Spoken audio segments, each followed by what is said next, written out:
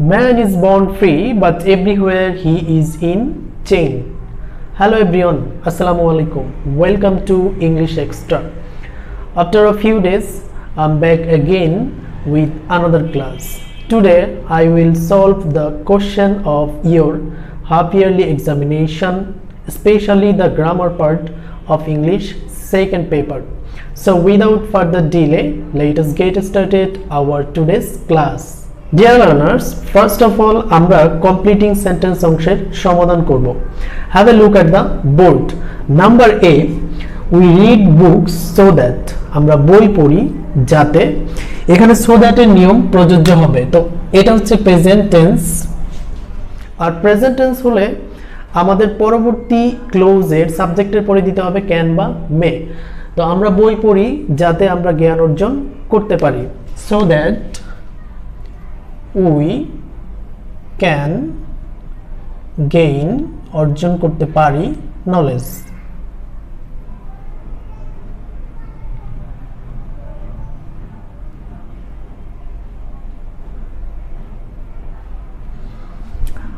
One more thing, completing sentence কিন্তু পরীক্ষার খাতায় তুলে লিখতে হবে, অর্থাৎ প্রথম পার্টও তুলতে হবে আর আনসার পার্ট তো অবশ্যই লিখতে হবে, না হলে মার্কস পাওয়া যাবে না। B number, I ran fast list, আমি দ্রুত দৌড়েছিলাম, না হলে লিস্টের যে নিয়মটা ছিল সাবজেক্টের পরে শুড বা মাইট ইউজ করতে হবে। I might, শুড ইউজ করলেও হবে, মিস দ্য ট্রেন, আমি ট্রেন মিস করতাম।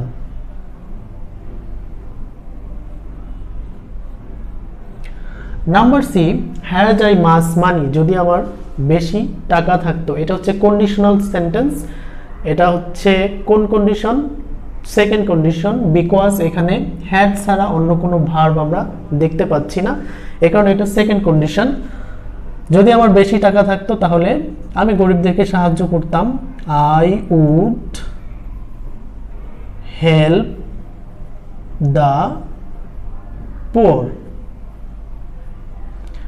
সেকেন্ড কন্ডিশনালের স্ট্রাকচার হচ্ছে দ্বিতীয় ক্লোজের সাবজেক্টের পরে উড কুড মাইট ইউজ করতে হবে, পরবর্তী ভার্বের প্রেজেন্ট ফর্ম ইউজ করতে হবে। তাহলে has I much money, I would help the poor, নাকি আমার অনেক টাকা থাকলে আমি একেবারে সম্পদের পাহাড় করে ফেলতাম।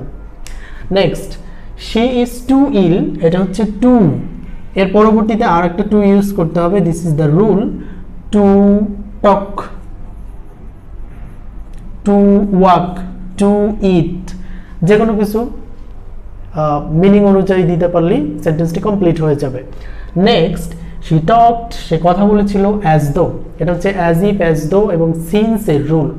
এই রুলটা ছিল এমন যে এটা যদি প্রেজেন্ট ইনডিফিনিট কিংবা প্রেজেন্ট পারফেক্ট হয়, পরবর্তী পার্ট ক্লোজটি হবে পাস্ট ইনডিফিনিট, আর এটি যদি পাস্ট ইনডিফিনিট হয় নেক্সট ক্লোজ হবে পাস্ট পারফেক্ট। তো আমরা দেখতে পাচ্ছি টকড মানে হচ্ছে past form past indefinite, second close কোন টেন্সে লিখতে হবে? Past perfect. তাহলে সে কথা বলেছিল যেন সে সব কিছুই জানতো না, তাহলে she had, past perfect had known nothing. অন্য কিছু ইউজ করা যেতে পারে, শি হ্যাড নন এভরিথিং, সব কিছু জানতো, অথবা she had been a mad, সে একজন পাগল। এরকম করে আমরা সেন্টেন্সটি কমপ্লিট করলে হবে, বাট আমাদের এটা ইউজ করতে হবে past perfect tense, because the first part is past indefinite tense. Dear students, F number দেখো কি বলা হয়েছে, 10 years have passed, উপরে যে আমরা অ্যাজ দো এর নিয়মটা ইউজ করেছি সেম রুল এখানে আমরা অ্যাপ্লাই করব। 10 years have passed since, এটা দেখো present perfect tense, have passed, তাহলে পরবর্তী অংশটি হবে past indefinite tense. 10 years have passed, 10 বছর অতিক্রান্ত হয়েছে, since we met, meet এর পাস্ট ফর্ম হচ্ছে met। অন্য কিছু ইউজ করলেও হবে, since his father died বা since we visited কুয়াকাটা, এরকম একটি যে কোনো অংশ আমাদের অর্থের সাথে সামঞ্জস্যপূর্ণ হয় দিতে পারলে আমাদের সেন্টেন্সটি কমপ্লিট হয়ে যাবে। Next, G number, hardly had we reached school, যেই মাত্র আমরা স্কুলে পৌঁছালাম। এটা একটা বিশেষ রুল ছিল, হার্ডলি হ্যাড, স্কার্সলি হ্যাড আর no sooner had. No sooner had থাকলে হবে দ্বিতীয় ক্লোজের আগে, যোগ করার আগে হবে দেন, আর সেটা যদি না থাকে হার্ডলি হ্যাড কিংবা স্কার্সলি হ্যাড থাকলে হবে ওয়েন। আমরা ওয়েন ইউজ করি, ওয়েন, এবং দ্বিতীয় ক্লোজ অবশ্যই পাস্ট ইনডিফিনিট টেন্স হবে। যখন বেল বাজলো, the bell rang.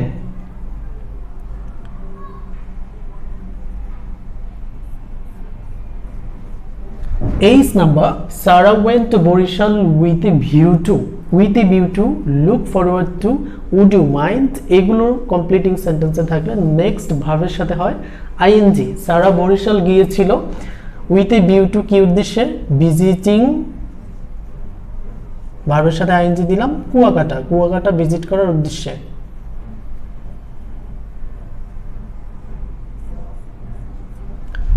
I number, I wish এর পরবর্তী অংশটি পাস্ট ইনডিফিনিট হবে। I could fly in the sky, I were a king, I could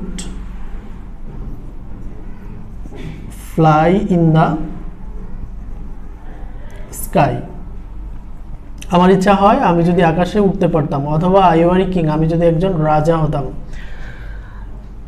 যে number, if he has invited me, if যুক্ত sentence মানে হচ্ছে কন্ডিশনাল সেন্টেন্স। তাহলে if এর পরে হচ্ছে past perfect tense, third conditional, আর থার্ড কন্ডিশনালের স্ট্রাকচার হচ্ছে would have, could have, might have plus ভার্বের প্রিন্সিপাল ভার্বের past participle form.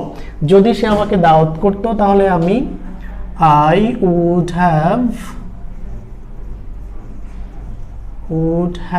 joined the party, পার্টিতে জয়েন করতাম, joined the party।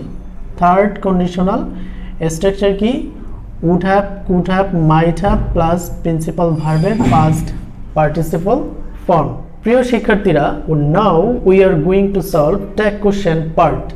Tag question করার জন্য আমাদের সর্বপ্রথম প্রত্যেকটা সেন্টেন্স থেকে খুঁজে বের করার চেষ্টা করতে হবে যে সেন্টেন্সের মধ্যে am, is, are, was, were, have, has, had, do, does, did কিংবা can, could, may, might, shall, should, will, would এগুলো দেয়া আছে কিনা।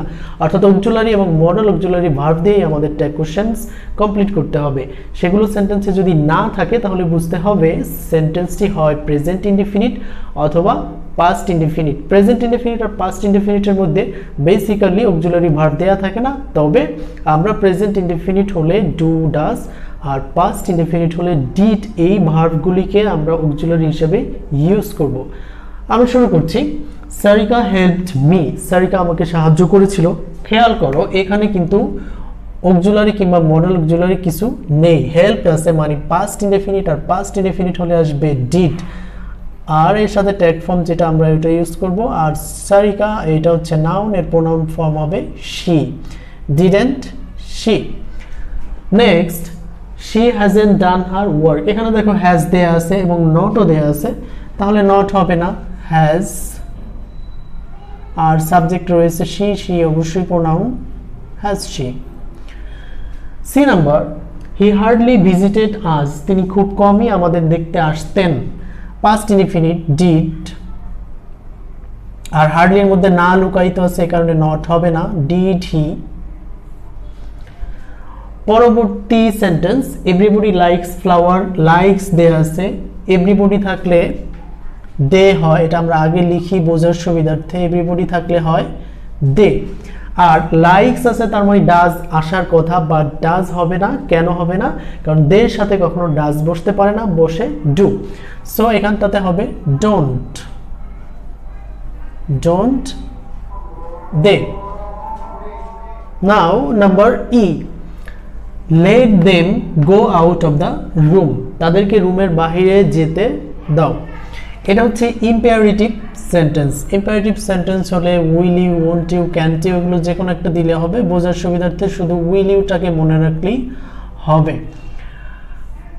উইল ইউ, লেটের পরে যদি আস থাকে তখন হবে shall we.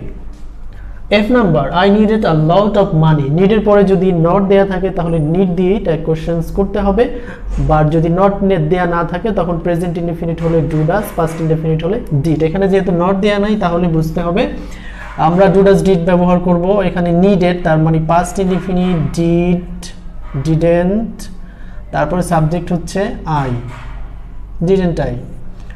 G number, there is little water in the pond, পুকুরে সামান্য পানি রয়েছে। লিটল হচ্ছে একটি নেগেটিভ সেন্স প্রকাশক ওয়ার্ড, তাহলে ইজ আর দেয়ার থাকলে দেয়ারই হয়, ইজ দেয়ার।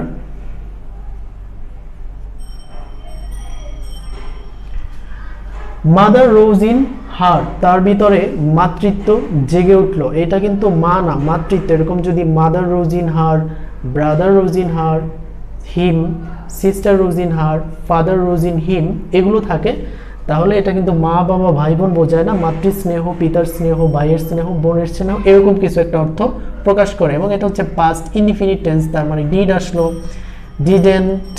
আর এটা যেহেতু মা না মাতৃ স্নেহ, সেটার প্রোনাউন হিসেবে আমরা ইউজ করব it. I number, what a beauty, এখানে সাবজেক্টও দেয়া নাই, ভার্বও দেয়া নাই, তবে এখানে আমাদেরকে বুঝতে হবে হোয়াট আ বিউটি, কি সুন্দর। তাহলে what a beauty it is বা ইট ওয়াজ এরকম কিছু একটা ধরতে হবে। তা আমরা ইট ইজ যদি ধরি তাহলে হবে ইজেন্ট ইট, ইজেন্ট ইট।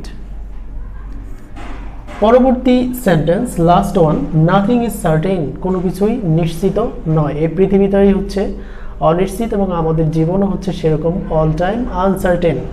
তো এখানে ইজ দেওয়া রয়েছে, ইজ, আর নাথিং এর মধ্যে না আছে, তার মানে নট হবে না, এবং নাথিং এর প্রোনাউন হিসেবে আমরা ইউজ করব ইট। Dear students and learners, I am at the end of my today's solution class. I hope you have understood what I have taught you in my class. In my next class, I shall discuss changing sentence, so I hope you all will join me in the next class. Thanks for watching. Stay well, stay safe. Allah Hafiz.